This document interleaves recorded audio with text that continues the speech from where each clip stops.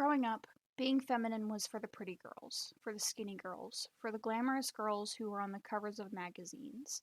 I saw feminine girls getting made fun of while being idolized as the perfect female. The type of girl every guy wanted. She wasn't the fat girl who didn't play sports and read a lot. You could be two types of girls, ultra feminine or the cool girl. If you were the cool girl, you didn't care about how boys treated you. Nothing mattered to you. Whether unwittingly or through the bullying I experienced up until I left high school, I forced myself to become the cool girl. I pretended I didn't like dresses, makeup was for the girly girls, and I didn't care about anything or anyone. I became the girl who idolized boys while pretending I didn't care that they stepped all over me, or flirted with me behind a screen and refused to acknowledge me in front of their friends. I became the girl who craved attention and love in any way I could get it, because I couldn't love myself. I was taught to hate myself, simply because I was a girl, and more specifically, because I was a girl in a bigger body. I knew if I wanted to learn to feel comfortable in my own skin, I needed to break apart these biases and discover what I like and who I am outside of the boxes I've been suffocated in. Makeup has been a polarizing thing in a lot of young girls' lives. For me, when I was younger, makeup was something that girls who were trying too hard wore, and if you were cool, you didn't care about your appearance.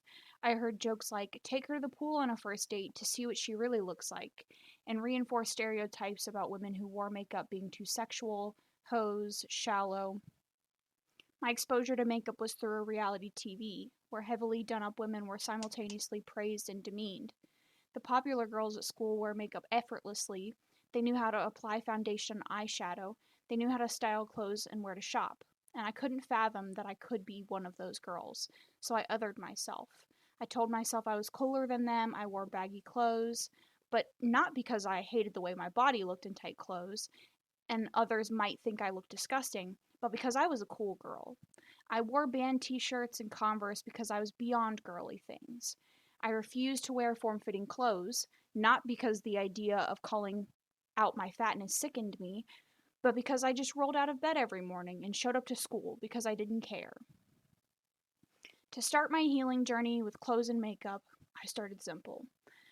I got makeup recommendations from my friend, and I took it a step at a time. I started getting comfortable with mascara, and I didn't let the idea that someone would look at me and think, does she think makeup will suddenly make her pretty, bother me. I started wearing shorts in public, something I never would have done, because the idea of someone seeing my legs jiggle made me want to vomit. And I started watching people of all sizes wear whatever the fuck they want to. The media you consume, whether we like to admit it or not, massively affects how we move through the world, and I knew it was important for this first step to embracing my femininity to watch creators, no matter their gender identity, who looked like me, wearing clothes that I considered feminine, and fucking killing it. While the focus on appearance and the ability to be feminine may seem as superficial as wearing makeup in the color pink, it extends beyond that. Cool Girl wasn't just about shopping at Hot Topic versus Forever 21. It was about my approach to relationships, romantic or otherwise.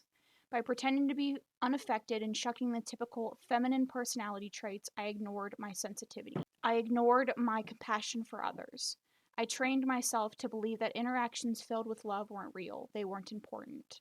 I clung desperately to boys who devalued my emotional intelligence and told myself that if I was stronger, less emotional, more logical, that they would love me, that they would see that I was different. I othered myself, and even if I wasn't outwardly degrading other women for their femininity, I was silently placing myself above them while wondering why they could be soft, feminine, and emotional while I couldn't.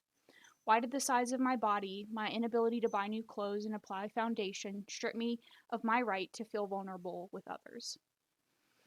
Not only did this dissonance isolate me from close relationships with women that I so desperately craved, it forced me into toxic relationships in which I refused to put my emotional needs over that of the guy I was trying to hold on to.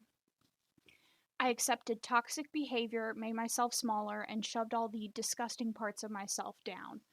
From small things like not eating in public, because calling attention to food in relation to my body was inexcusable, to pretending to like things I didn't for the sake of attention. I minimized myself so much, it was like I didn't exist. This has been the biggest pain point for me. It's something that I've struggled the hardest with because healing those emotional wounds involves being vulnerable. That leaves you open to criticism and judgment and ultimately rejection. It opens you to the ugliest, most painful human experiences, and my brain naturally wants to shy away from them. But I think the most important lesson I've adopted is twofold. Showing up for myself in the most honest way I can, because I only have my life, my body, my mind, and showing up in front of others the same way. If someone comes into my life that doesn't value my compassion, my kindness, and my empathy, then they don't value me. They don't value the same things I do. They won't feed a relationship the way I want. That's not an indictment on me or them, but that doesn't devalue the amazing traits that I have. It just means we're not compatible, and that's okay. I don't have a grand conclusion, and while I'm not a perpetual self improvement project, I am ever changing and healing. While femininity looks different for everyone, and I'm tackling this from a very heteronormative American mindset influenced by early 2000s media and the particular people that I interacted with, it's important to acknowledge the inner work being done. I hope this very personal reflection has helped you in some way, as it has been quite cathartic for me. And I leave you with one of my favorite quotes that, while doesn't specifically apply to femininity, I think applies to human growth in general. Nature does not hurry, yet everything is accomplished. Thank you so much for watching, and I hope to see you in my next one.